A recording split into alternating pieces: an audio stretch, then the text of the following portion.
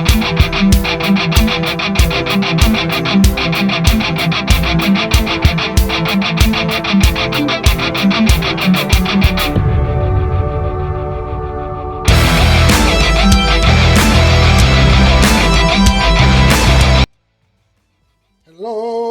ladies and gentlemen. How are you all doing today? So, welcome your faces back to another video. Now, last week I made a video about the state of the UK and complained about how much taxes are being levied upon this country and how I deplore them all. I deplore the rate of tax in this country. And I'm very much a bitter whinger. That's all I do, it seems, on the daily basis.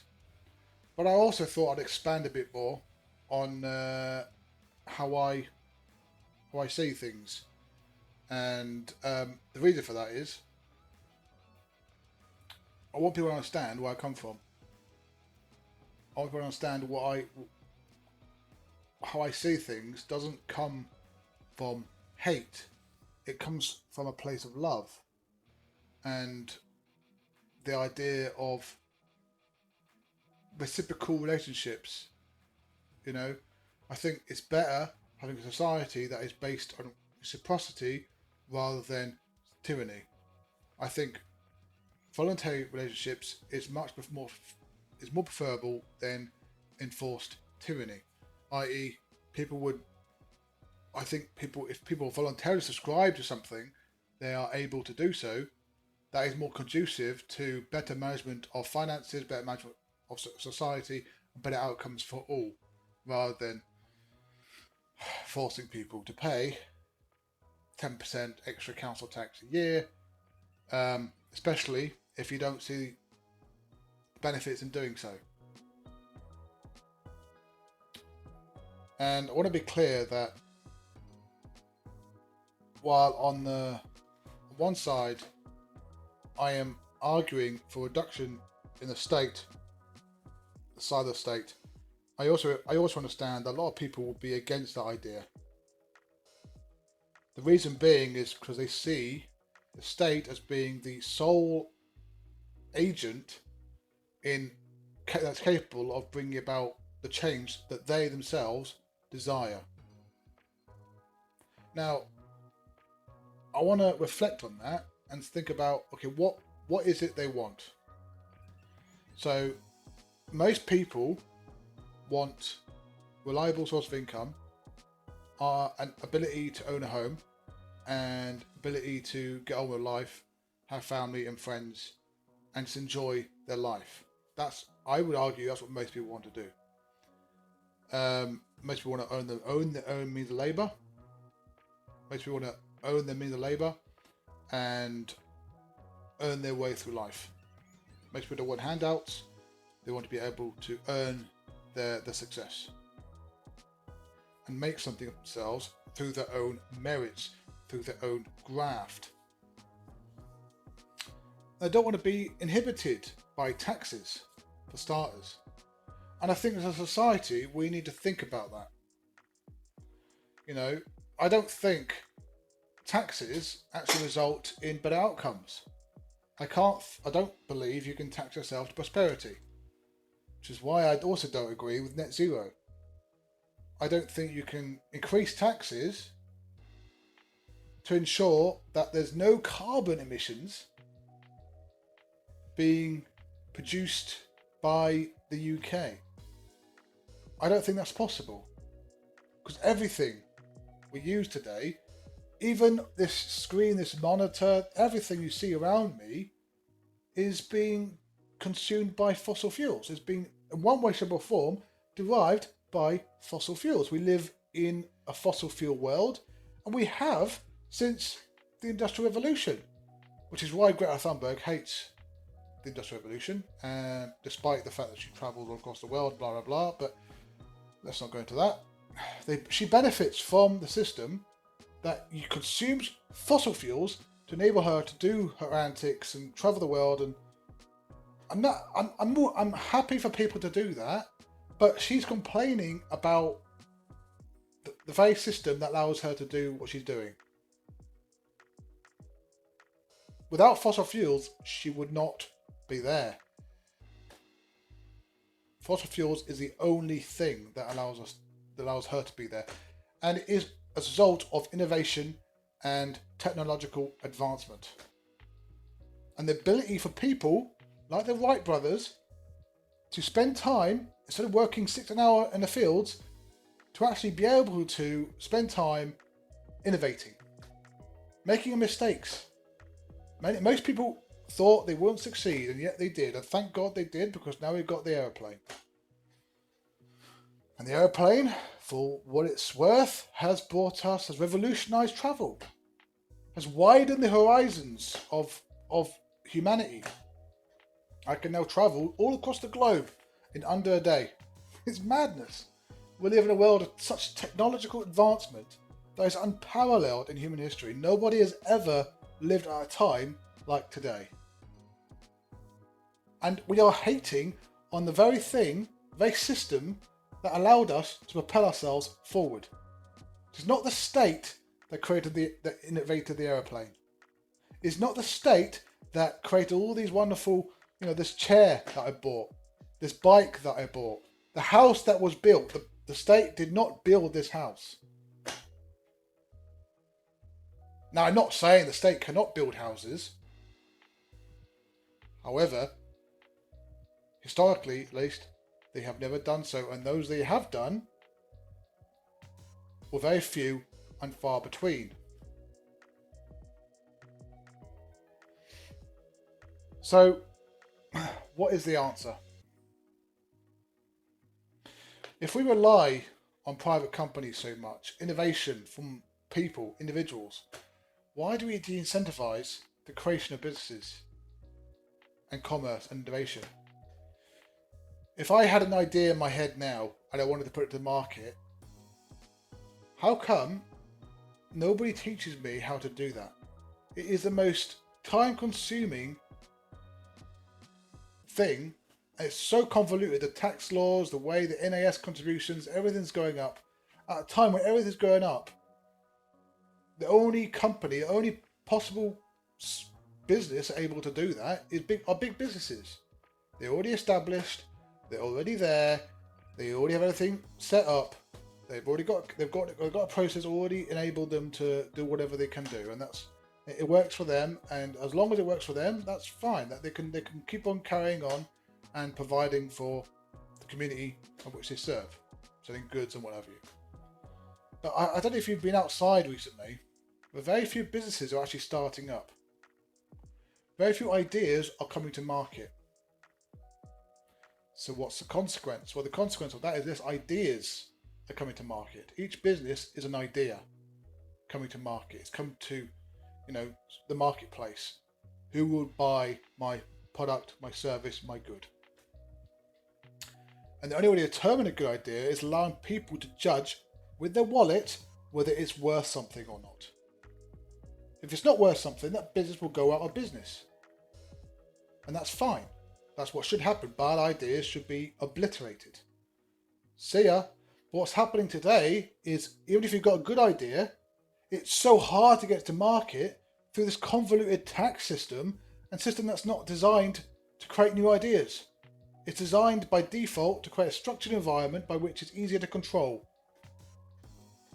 This is why you see a complete dilapidation of the private sector. And a lot of businesses nowadays only have one employee. So what people are doing is probably starting a business, acting as a sole trader, and not employing anyone. Or worse, if they do employ people overseas for way less. Because why risk spending 22 grand, which is the current minimum wage, employing someone in the UK? Why? Is the UK just that much better? We're seeing nowadays more and more jobs, including in tech, going further afield. Yes, maybe less efficient, but maybe the benefits outweigh the costs. And that's what a lot of businesses are doing. Not that I agree with it, by the way, especially for public-owned companies or NGOs. I really disagree with them outsourcing their work overseas. Because money especially taxpayer money, spent inside the country, we spend inside the country. If you pay someone abroad, they'll spend it abroad. That money is never be seen again. It is lost. Spend it inside the country, especially if it's a tax-paid company. The money will be at least spent inside the UK economy, generating wealth and jobs for the community in this country. But it's a separate issue. It's a very big topic, this. So what is this topic about? What am I really ranting about? Well,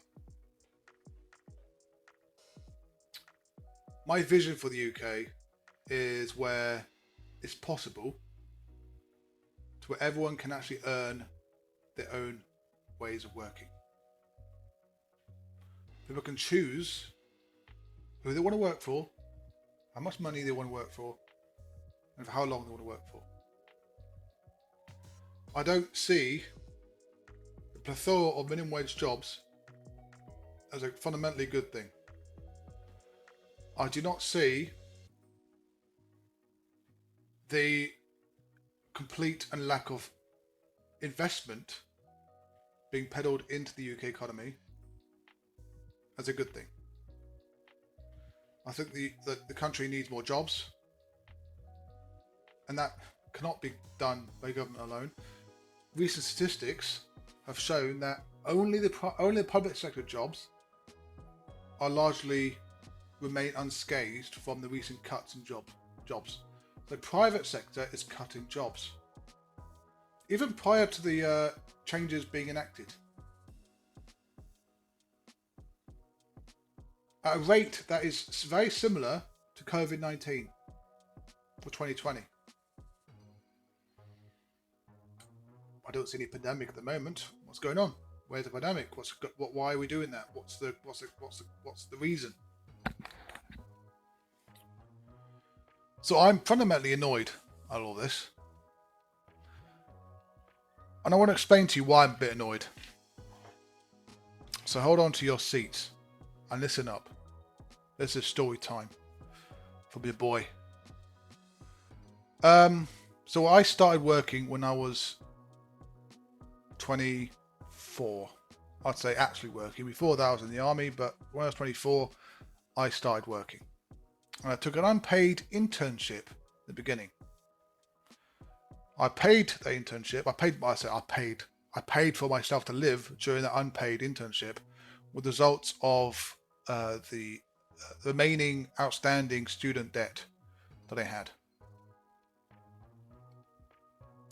I think back on that and I say, if I was to replicate that today, it'll be a lot harder to, because rents have increased. And I was already overspending in my rent, I've got to be honest, because I lived in a hostel for 2 months. And that I don't think that is unusual. I think a lot of people, even today, do unpaid work to get experience, to get your foot in the door. Because fundamentally, it is not what you know, it is who you know.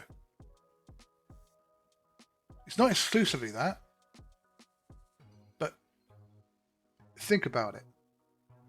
If you were the hiring manager, why would you hire someone you'd never met before? In order to hire someone, you need to know that person. And several times I've been offered jobs at companies now because I took that unpaid work.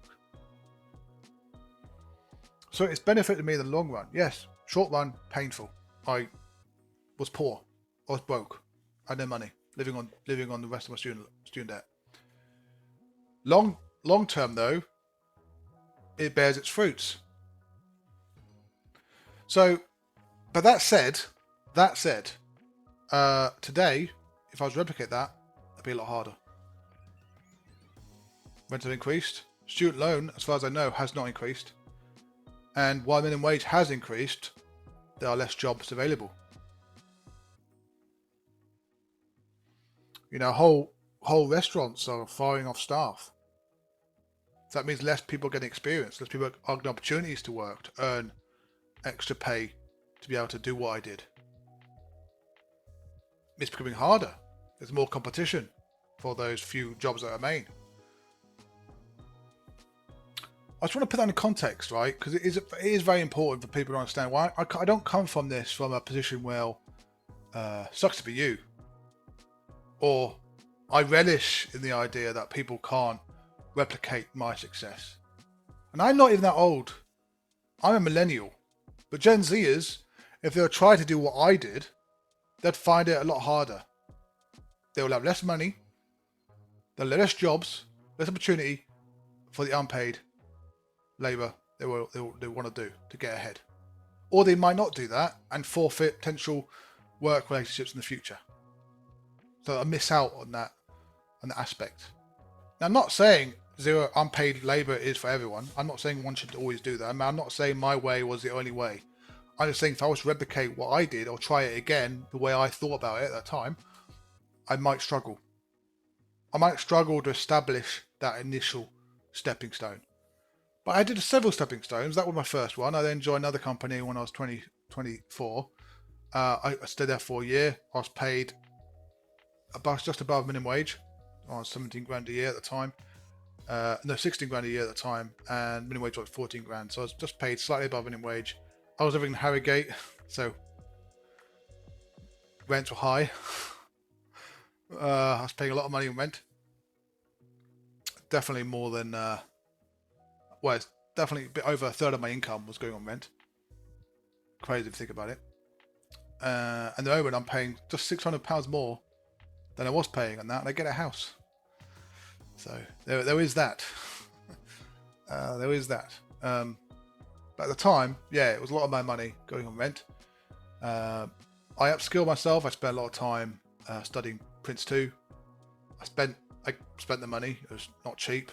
I spent £1,000 on the qualification, plus an extra few hundred on accommodation to do the test, plus an extra few hundred on the books and the courses. I don't know. Off the top of my head, I can't exactly calculate remember how much I spent, but I spent most of my evenings also studying it. So when it came to the test, I was top of my class. I overkilled it, I think. But for me, the issue was the money. I didn't have £1,000 to simply spend on a qualification or the time off from work. But I had to go to London to do the test. Again, London's it was expensive then. It's more expensive now. I did this back in 2018.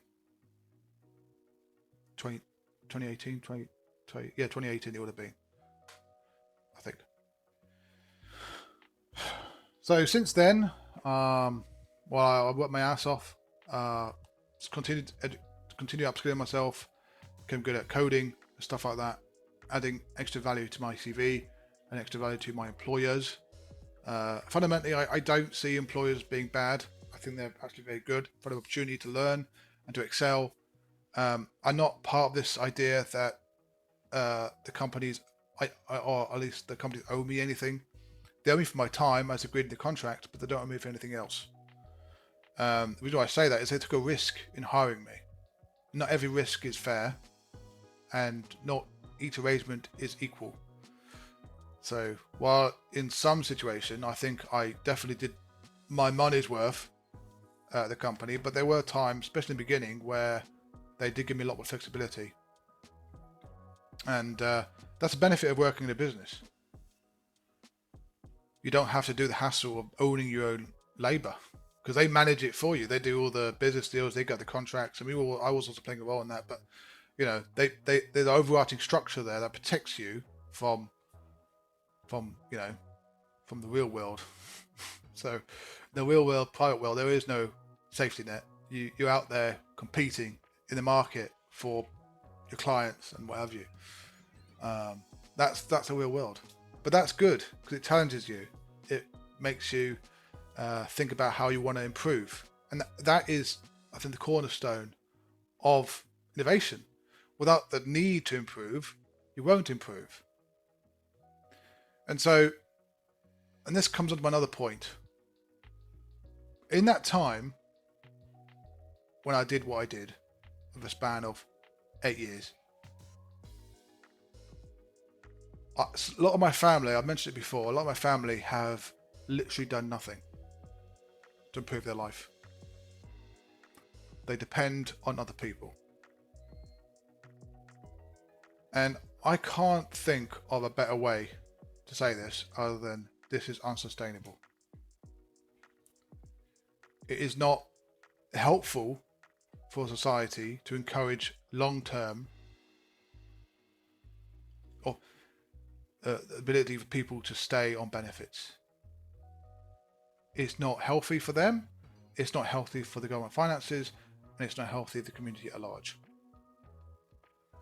Because especially if you're young, because it's a compounding impact, right? If you're young, those 8 years were very formative, were very good, educational for me. It allowed me to create a brand, or if you will, my foot in the door, so to speak. I'm fully aware that could be broken any moment from my constant shenanigans online, but nevertheless, I feel the need to say it because I think it's important for people to understand where I come from with this, and also to think about constructively how we ought to best position ourselves as a society going forward. Because I want to avoid the pitfalls of today where people can be on long-term benefits and waste 8 years. But those 8 years are compounding. Because if I had not done what I did in the past 8 years, I would not know the people I know, or not get opportunities I get given. I would not be able to, get the jobs I want. Now, for me, any job is better than no job, because at any job you'll meet people, make acquaintances, you'll start engaging and learning and experiencing, and you'll start building connections.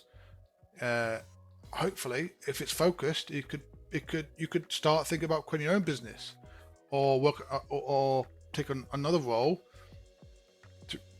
to enhance your skills to be able to negotiate and leverage a higher salary, command a higher salary.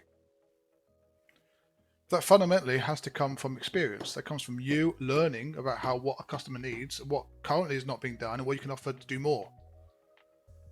It can only happen through that painful exercise of going through the motions and thinking about what it is you're doing. And that happens in every single field you work in, be it engineering, be it construction, be it coding, be it writing books, or even talking online. No doubt at some point I might think back of how I'm doing videos. I may think, okay, maybe it's worth me re-engineering this to make it more palatable for audiences to watch. But it's my failing if I don't get more views. It fundamentally is me. It's my presentation skills, it's my lack of oration skills, it's my lack of self-confidence, perhaps it's my lack of ability to draw people in, engaged. It's my fault, fundamentally. Hopefully over time I'll learn before I get expelled, but you never know. So anyway, it's important for people to have the ability to upskill and to get better. At least the opportunity to do so. With these tax increases, with these reduction in businesses actually employing people, there's a lack of knowledge being transferred from people, and again, it further silos people, it further atomizes them, and reduces the ability for the social mobility to start growing. And I really think that impacts people. My brother, he's now 30 years old, but he's been on benefits since like 23. That's 7 years where he could have done something more productive with his life, and it's a big shame. Because 8 years is a long time, especially if you're young. Compound-wise, that's a long time. For me, my 20s and 30s have been a year of extreme, well, I'd say frugality. I didn't earn enough money. I spent it renting, paying house sharing. I was forced to house share for a while, which is, whatever, it's what you do. It's nothing special. Most people do it these days, unless you have mum and dad to allow you to stay at theirs. But even then, that could also be a downside. But there's perks and negatives in everything you do, right? There's always choices, right? There's always consequences as well. So I chose not to do that, which is fair. I chose to leave where I grew up and risk it abroad, risk it in this country, which I'm thankful for. I'm thankful for the opportunity to do so. But again, it's that challenge that constantly motivates me to do better. And if you're confined within the benefit system or whatever system that allows you to outsource responsibility to someone else, then there's no reason for you to do better. You can simply say, oh, it's this and the other. You can just sit back on your bum and do nothing to improve yourself. That's a big shame, because while you're doing that, a lot of other people are doing other things and getting richer or getting better, improving their life. And that, again, it's compounding. You miss 8 years, that's actually 30 years, especially if it's at your formative years, where it's the crucial part of your learning experience. Because then if you start actually learning at 30, well, then you've got, at least you're gonna fail, aren't you? Everyone fails. I failed many times, but I fail within my first 20 to 30. No doubt failures will still happen going forward, but I've still got experience, the backing, the skills that I've acquired throughout those years that will help propel me going forward. And I know a guy who started a company, and he made a post on LinkedIn where he calls himself a failure because his company failed, and now he's 30, living with mum and dad again. And I'm like, bro, you did not fail. This is a success. You actually started a company and started something which is still running. It's just not as successful as you thought it would yet. But that's not a failure. That's just, for me, you've learned something. You can take that forward and build something better. You've got something tangible. It's not some idea in my head, which I'm constantly banging on about. He's actually got something there that people recognize. It's still a brand that people can recognize. He's still got the client base that he's built over the years, and it's his. He owns that. That he should take that and be happy and proud of what he's done. And how it goes on in the future is fundamentally determined by him. Again, he has all the cars. He has the cars to make his life better. It's how he deals with them, how he learns from his mistakes, which matters. But he's provided him the option to do so, aside from being, not taking. He could have decided never to start that business, in which case he would have been like me, a grunt of the machine. Could have been. Again, I'm not dissing on people's choices, but he chose that life. Good for him. And that experience, that skill base, that lifestyle he chose, that is his, and he deserves the fruits of his labor when he makes it. He deserves it. If he gets money, he manage to make an income, he deserves all that money, all the success he worked for 10 years, if not longer. So there's all that goes into this speech of mine. Anyway, that's all from me, folks, today. Part 2 will follow shortly thereafter. So if you like what you hear, please like and subscribe. If you don't, again, please like and subscribe. And I will see you in the next video. Alright, God bless. See you later.